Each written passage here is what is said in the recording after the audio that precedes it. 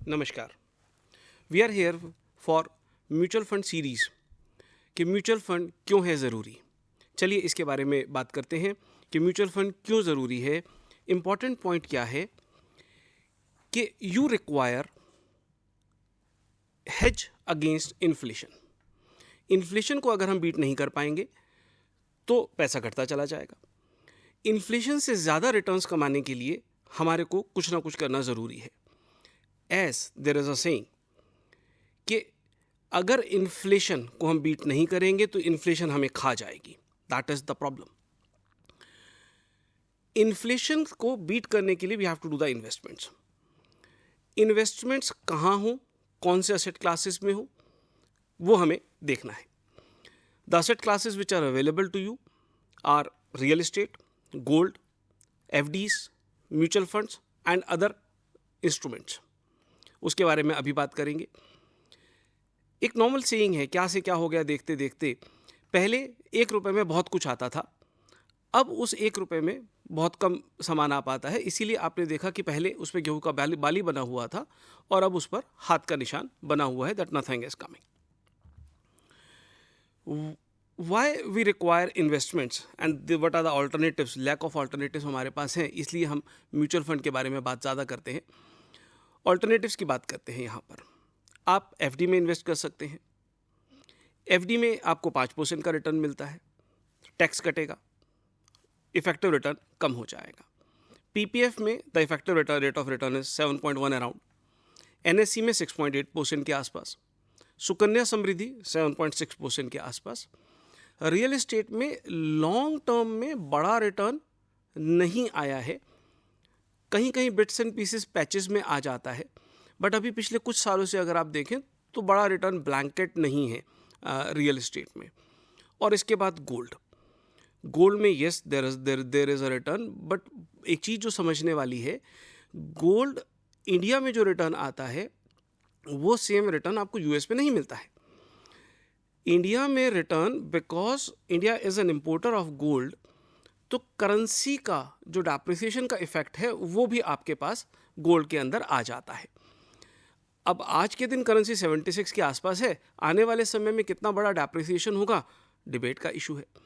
तो गोल्ड में, और दैट टू 50,000 के आसपास से ऊपर आप गोल्ड पर पहुंच गए हैं, तो एक बड़ा रिटर्न गोल्ड में आज के बाद आप रेगुलर बेसिस पे कमा पाएँ कंपैरेटिवली इतना प्रोबेबल नहीं है। अदर ऑल्टरनेटिव्स जैसे म्यूचुअल फंड है वो आपके लिए ज़्यादा बेटर यहाँ पर है।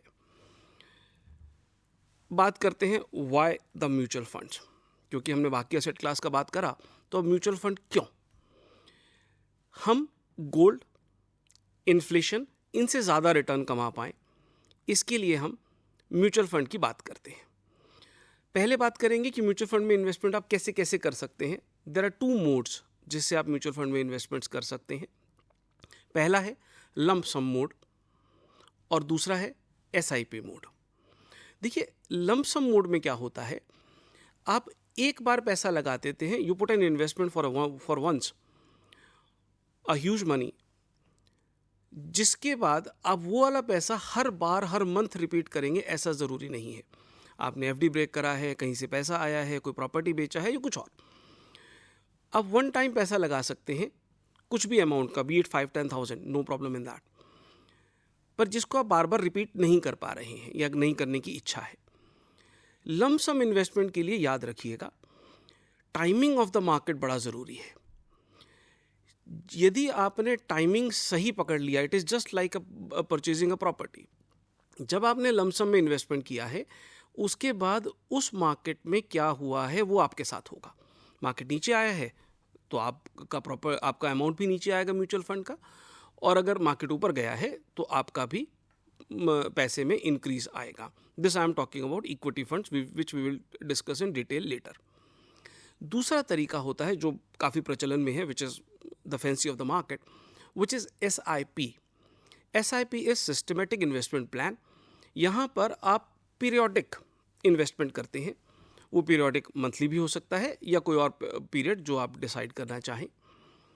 पीरियोडिसिटी से बहुत फ़ायदे होते हैं, अभी उस पर 2 मिनट में हम चर्चा करेंगे। पीरियोडिसिटी का फ़ायदा क्या है कि आपको कई concepts, that is law of averages और लॉ ऑफ कंपाउंडिंग, वो आपको फायदा कर देते हैं। चलिए बात करते हैं उसके बारे में। म्यूचुअल फंड में अगर आप एसआईपी करते हैं तो एसआईपी में जितना लंबे समय तक आपने मार्केट में इन्वेस्टमेंट करा है, जितने लंबे समय तक आप मार्केट में एसआईपी कर पाते हैं, उतना बड़ा आप ग्रोथ, उतना बड़ा कॉर्पस बनाने की कैपेसिटी रखते हैं। This is the power of compounding. क्योंकि आप लगातार जब पैसा डाल रहे हैं, यदि मार्केट में डाउनफॉल आया है तब भी आप लगातार सेम अमाउंट या इंक्रीज या डिक्रीज करना चाहें, नॉर्मली इंक्रीज की हम सलाह देते हैं। आप जब लगातार अमाउंट उसमें डाल रहे हैं तो आपकी कॉस्ट ऑफ इन्वेस्टमेंट कम होती चली जाती है, जिसके कारण whenever the market rises again, वो आपको फ़ायदा देता है। इस पर मैं 1 मिनट लगाना चाहूँगा। वो क्या? देखिए, इस मार्केट का ना डेस्टिनी है कि ये मार्केट ऊपर जाएगा। Sounds to be strange but no, इस मार्केट को ओवरऑल अगर आप लॉन्ग टर्म नज़रिए से देखेंगे तो जैसे जैसे समय बीतता चला जाएगा आप पाएंगे कि ये मार्केट ऊपर जा रही है। हर 8, 10, 12 साल बाद देख लीजिए, आप किसी भी मार्केट को वहाँ से आपको ऊपर ही मिलेगी। यदि आप इसमें सिस्टमेटिक इन्वेस्टमेंट प्लान लगातार करते चले जाते हैं तो जो मार्केट कभी नीचे भी आया है, दोबारा जब वो उठकर अपनी साइकिल्स के नज़रिए से ऊपर जाएगा, उस समय आपको क्वांटिटी जो आपने परचेज कर रखी है उस पर प्रॉफिट होने वाला है। ये बहुत बड़ा एक वरदान है म्यूचुअल फंड्स का। इसीलिए एसआईपी को लॉन्ग टर्म के परिप्रेक्ष्य में, लॉन्ग टर्म के कंटेक्स्ट में देखा जाता है। अब बात करते हैं, this is treat the mutual funds as your first child. जैसे ही आपका फर्स्ट बेबी, आप इसे जैसे ही मानेंगे, जितना पैसा आप अपने बच्चों पर लगाते हैं, इस पर उतना ही पैसा लगाते जाइए, beat school fees, beat birthday expenses, etcetera etcetera. आप पाएंगे जब ये म्यूचुअल फंड 30 साल का होगा, इस म्यूचुअल फंड नाम का बच्चा, क्योंकि 30 साल तक आपने इन्वेस्टमेंट कर दिया, तो इसका एक बहुत बड़ा ग्रोथ निकल के आएगा, बहुत बड़ा कॉर्पस निकल के आएगा। उस कॉर्पस को टारगेट कीजिए। रादर हम लोग तो यहाँ तक बोलते हैं कि आप यदि मार्केट में इन्वेस्ट करते हैं तो इन्वेस्ट फॉर जनरेशन्स। बहुत कम लोग ये इस बारे में बात करते हैं। पीपल टॉक के 20-30 साल का इन्वेस्टमेंट करना है। अगर आप जनरेशन्स में अपने बच्चों के लिए, अपने ग्रैंड डॉटर्स एंड सन्स के लिए इन्वेस्टमेंट करेंगे, 50, 60, 70, 100 साल का नज़रिया लेके चलिए, even a smallest of amount, तो वो लंबे समय का पावर ऑफ कंपाउंडिंग आपको मिलेगा। मैं अभी थोड़े समय में आपको उसकी एक स्लाइड भी दिखाऊंगा। Now come to power of compounding. हमने बहुत बात करा पावर ऑफ कंपाउंडिंग क्या है। Power of compounding is, as Mr. Einstein has said, that it is the 8th wonder of the world. जिसने इसको समझ लिया उसने कमा लिया, और जिसने इसको नहीं समझा he is paying for it. आप एसआईपी शुरू करके तो देखिए, एक लंबे समय तक एक छोटा सा अमाउंट, एज हमारे यहाँ पर बोला जाता था, बूंद बूंद से भरता सागर। आप लंबे समय के लिए इन्वेस्टमेंट्स कीजिए, आपको बड़ा रिटर्न मिलता चला जाएगा। बिकॉज जो भी रिटर्न मार्केट दे रहा है वो लंबे समय तक कंपाउंड होते चले जाएंगे, और वो बहुत बड़ा रिटर्न आपके पास आने वाला है। Then we go to second concept of this, which is law of averages, जिसके बारे में हमने अभी थोड़ी देर पहले बात करी। दैट इज, यदि मार्केट नीचे आता है, आप क्योंकि एसआईपी कर रहे हैं, रेगुलर इन्वेस्टमेंट्स करते चले जा रहे हैं, मार्केट में जितना पैसा आप डालते हैं, म्यूचुअल फंड उस पैसे को स्टॉक मार्केट में या जिस इंस्ट्रूमेंट में आपने बोला है उसमें इन्वेस्ट करता चला जाता है उसी दिन। अब क्योंकि उस दिन इन्वेस्टमेंट हो रहा है तो उस दिन का रेट आपके लिए आएगा। This they keep on doing for all the investments they are getting into the mutual fund corpus, जिससे यदि मार्केट में फॉल आ रहा है तो आपको सस्ते रेट पर सामान मिल रहा है, फिर फॉल आएगा, फिर सस्ते रेट पर सामान मिलेगा, जिसके कारण आपका एवरेजेस बनता चला जाएगा। और क्योंकि म्यूचुअल फंड एक कॉर्पस है, वो उस कॉर्पस में लगातार इन्वेस्टमेंट करता जाता है, बिकॉज बड़ा इन्वेस्टमेंट उनके पास आ रहा है, जिसके कारण ओवरऑल म्यूचुअल फंड की कॉस्ट कम होती चली जाती है, क्वांटिटी बढ़ता चला जाता है। अब मार्केट का क्योंकि साइकिल है, हमने बात किया, तो the moment the up cycle comes, वो क्वांटिटी पर you get a big return. That is the basic premise of saying that invest in the mutual fund for a longer period, because वो longer period में by default law of averages and law of compounding दोनों आपकी favour में चले जाएंगे, जिसके कारण आपका मल्टीप्लायर इफेक्ट निकल करके सामने आता है. This is the biggest thing मैं यहाँ पर आप लोगों को जागरूक करना चाहता हूँ, that invest in India. India is going to be a $5 trillion economy over the period of time, and after that a $10 trillion economy. अभी जो हम बात करते हैं अराउंड $2.7 ट्रिलियन के आसपास हैं. मोटा मोटा 4 गुना आने वाले कुछ सालों में हम बढ़ जाएंगे. अगर हमारा जीडीपी नॉर्मली, अगर बेयर केस मिनिमम एक एग्जाम्पल के तौर पर अगर आप 6% भी पकड़ लें, आप उसको अगर क्यूमुलेटिव इफेक्ट लेके जाएं तो आप आराम से पता कर सकते हैं, मैं बोलना नहीं चाहूँगा कि कितने साल में आप वहाँ पर पहुँच जाएंगे, 4 गुना हो जाएंगे. जो बड़ा रिटर्न इंडिया में पिछले कई सालों में आया है वो अगले 20-25 साल में आने वाला है, because we are going to be 4 times of the current scenario where we are. और जब ये जो बड़ा रिटर्न आएगा, ये बड़ा रिटर्न नंबर गेम में आएगा. Number game digital economy, number game financial paper assets, financial instruments. आज यदि आप देखते हैं कि किसी का एग्जांपल दीजिए कि किसी के पास पैसे हैं, तो आप ढूंढिए कहाँ से वो पैसा आया होगा उसके पास. द क्रक्स इज प्रॉपर्टी और gold, asset classes of that time. आज का asset class financial paper assets हैं, फाइनेंशियल मार्केट्स हैं. आने वाले समय में जब ये बड़ा ग्रोथ आएगा तो आप देखिए कितने नए मिलेनियर्स, कितने नए बिलेनियर्स, कितनी नई न्यू कंपनीज, कितने नए स्टार्टअप्स, नए एंटरप्रेन्योर्स सामने आएंगे, और जिसके कारण नया इंडिया आपके सामने आता चला जाएगा, जिसके अंदर financial assets will be the biggest assets.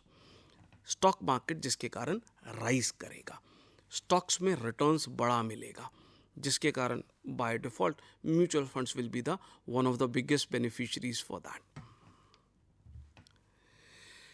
Now financial market में जब हम बात करते हैं, we say that the financial market has the destiny to move up. I will explain it why. Invest in the long term.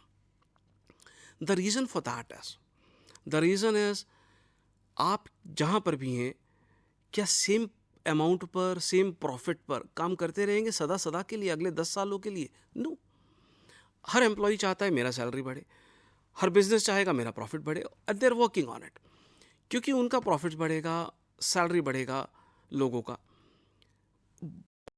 Demand create होता है, लोगों के हाथ में पैसा ज़्यादा आएगा, पॉपुलेशन इंक्रीज आ रहा है, साथ में नए एंटरप्रेन्योर्स आ रहे हैं, नया चाइल्डहुड आ रहा है जो बड़ा होकर के जॉब पर जाएगा या अपना काम करेगा.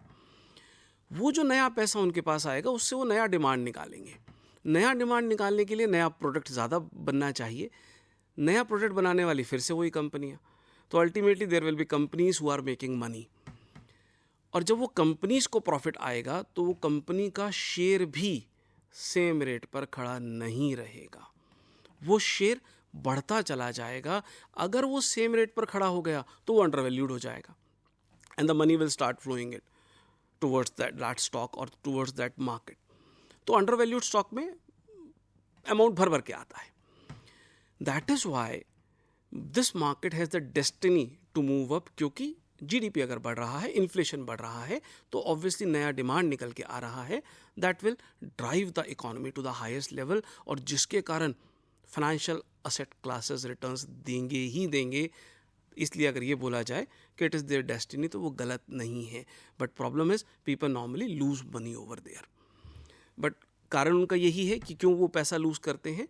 कारण वो शॉर्ट टर्म के लिए जाते हैं, वो हाई प्रॉफिट्स के लिए जाते हैं. ये मार्केट सुकून की ज़िंदगी देने वाला है. आप इस मार्केट में अच्छे स्टॉक्स में इन्वेस्ट कीजिए. अब अच्छे स्टॉक में डायरेक्ट इन्वेस्ट करना तो बड़ा मुश्किल हो जाता है, हर किसी को नॉलेज नहीं है.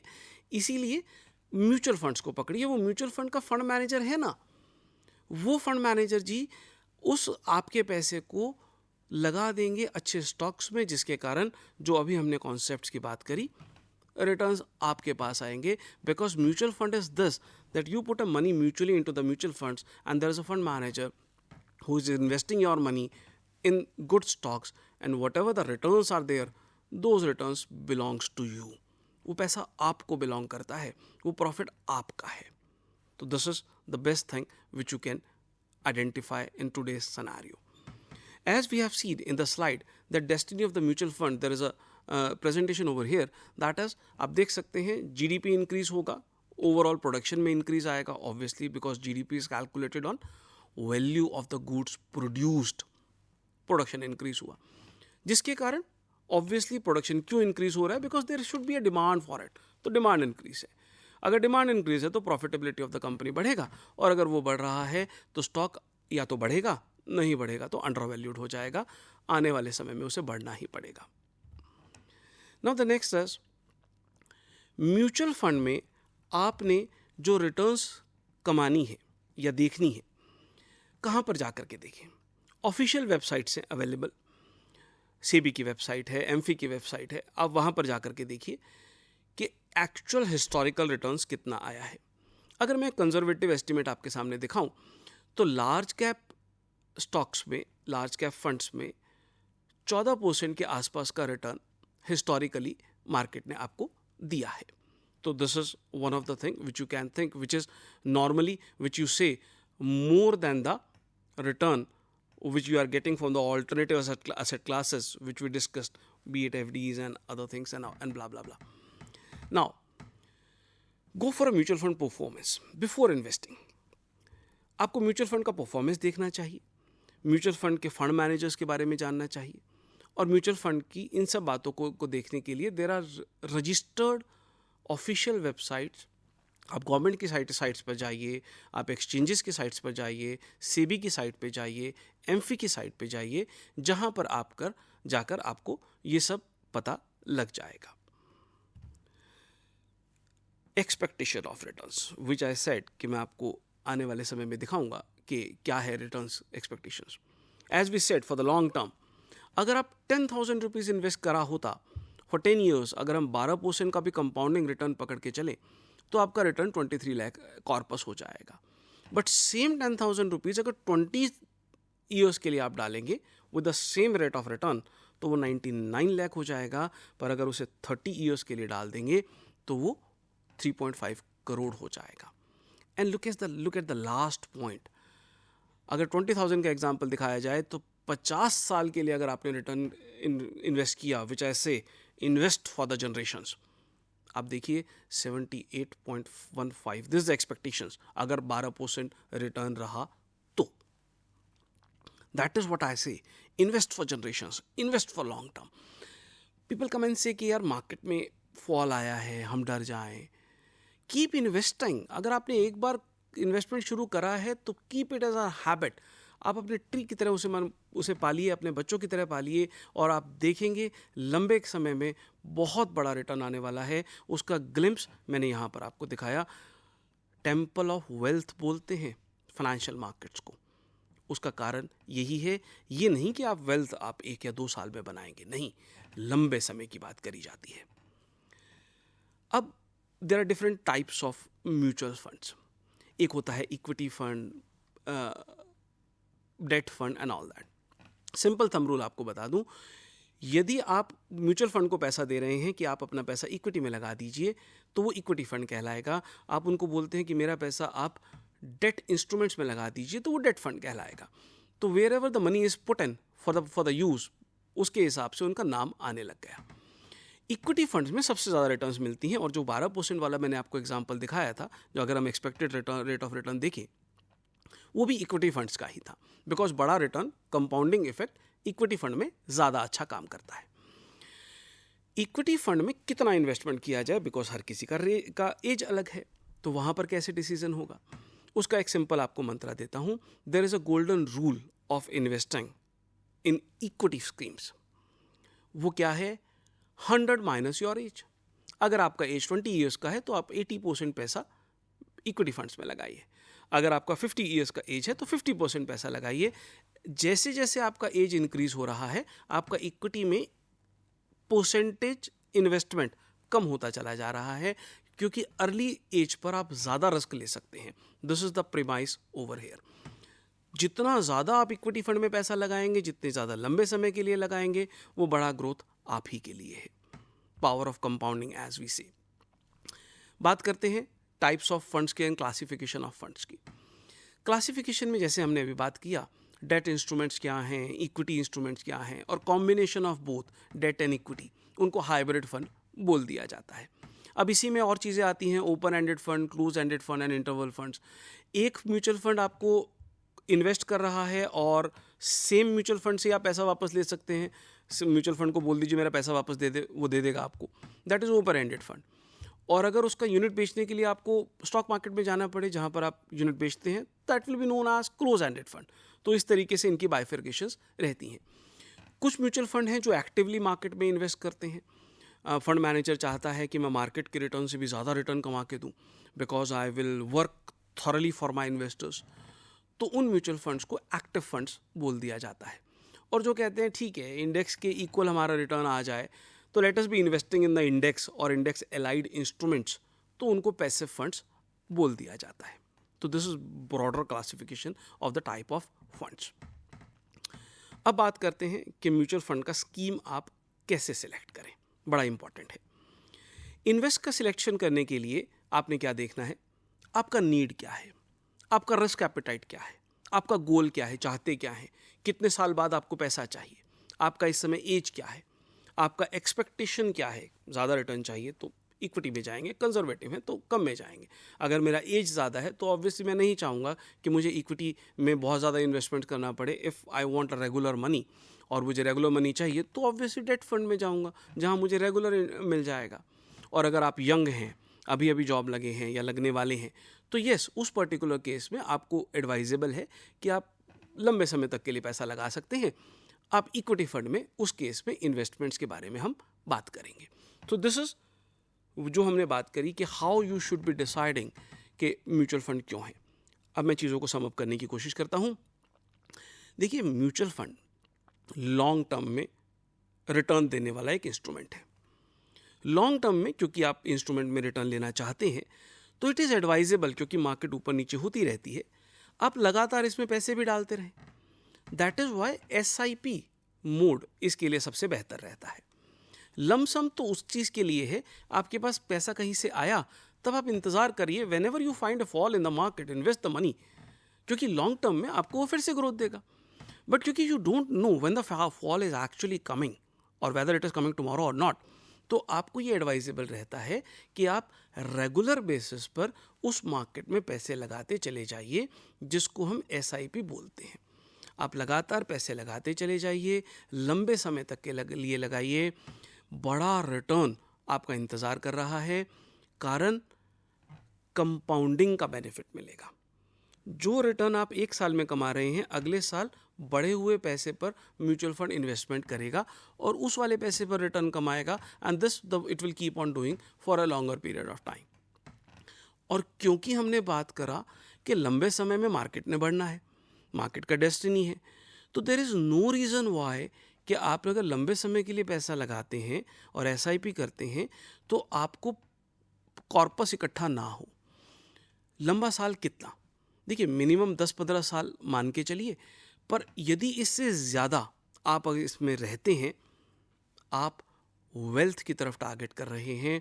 और क्योंकि आने वाले समय में बड़ा ग्रोथ आने वाला है, बड़ी रिटर्न्स आने वाली हैं, जिसके कारण India is going to be a growth story for tomorrow. जो चाइना में पिछले 20 सालों में हुआ, 25 सालों में हुआ, वो इंडिया में अगले 20-25 सालों में उससे भी कहीं ज़्यादा होने वाला है।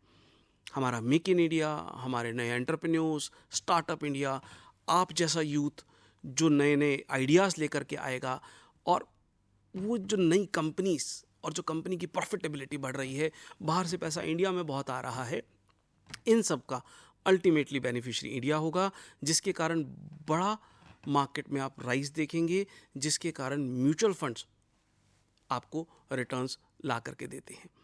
तो this is all for today. As we have discussed, SIP क्यों है ज़रूरी? Because SIP provides you law of compounding, law of averages and the tool towards creating your wealth. With all these words,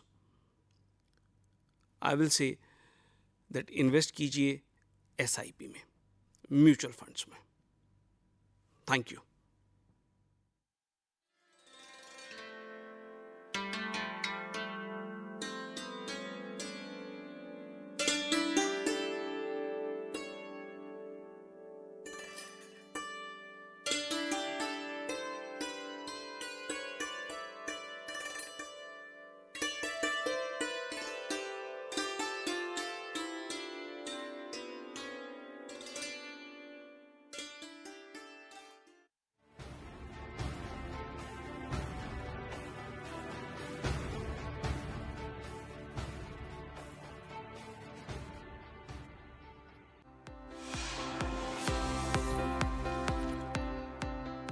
A slew of economic reforms are driving Indian economy towards greater heights with a strong foundation. Markets participation is taking place from all walks of life and from all income groups. New sections of society are joining due to various reforms undertaken by the government and transparent market process. But some unscrupulous entities have affected the investment ecosystem by launching fraudulent and Ponzi schemes.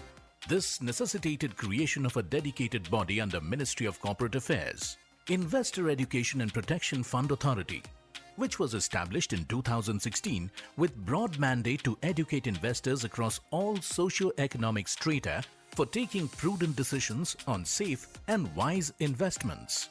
IEPF Authority draws its powers from Section 124 and 125 of Companies Act 2013. The authority is a body corporate having chairperson, 6 members and a chief executive officer. Secretary Corporate Affairs is the ex officio chairperson of the authority. The corporate office of the authority is at New Delhi. The authority meets from time to time to review various activities undertaken by IEPFA as mandated by Companies Act. Refund of unclaimed amount of dividends, debentures, shares, etc. to bona fide claimants is a premier mandate of IEPFA. Unclaimed amount of investors lying with companies for 7 or more years is liable to be transferred to IEPF, which includes dividends and underlying shares, mature deposit with accrued interest, mature debentures with accrued interest, sale proceeds of fractional shares, redemption amount of preference shares and application money due for refund. So far, over 4,000 crore rupees have been received towards ease of doing business and ease of living. IEPF Authority has made investor-friendly arrangement for refund of claims. Online application can be